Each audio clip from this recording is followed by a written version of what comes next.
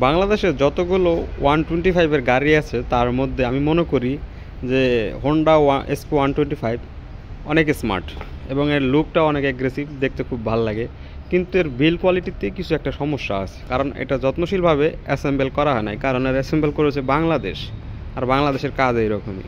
এর চাইতেও বড় কথা হলো এর যে শোরুমের যে কর্মচারীগুলো আছে, মেকানিক, তাদের কার্যকলাপগুলো আরও মনে করেন যে দুঃখজনক।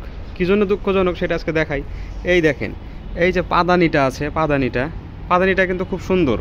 এটা বলা লাগে যে যে ডিজাইনটা খুব সুন্দর করছে, কিন্তু এইখানে যে একটা নাট দেখতে পাচ্ছেন, এই যে নাটটা দেখতে পাচ্ছেন, এইখানে কিন্তু একটা ফলস নাট দিছি।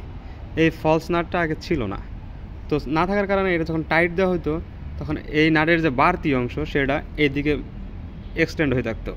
তো এর ফলে যখন পিলিয়ন নিয়ে বসতাম, তো এইটা নিচের দিকে আপ ডাউন করার ফলে আমার যে ইয়েটা আছে গাড়ির, দেখাই আপনাদের, দেখেন কতটা ডিপলি এখানে ঘষা লাগে গর্ত হয়ে গেছে। এই যে জিনিসটা এপাশে বোঝা যাচ্ছে না, এই যে এটা কী বলে নাম জানা নাই আমার, আমি অতটা এক্সপার্ট নাই বিষয়ে, আপনাদেরকে দেখাই। দেখতে পাচ্ছেন কতটা গর্ত হয়ে গেছে এখানে লাগার পরে। এইটা জাস্ট শোরুমের যে মেকানিক আছে তাদের গাফলতির কারণে এরকম হয়েছে। তো আপনারা যখন এটা পাদানি লাগাবেন নতুন গাড়িতে, তো চেক করে নেবেন যে এই নাটটা এক্সটেন্ড হয়ে আছে না ছোটো আছে।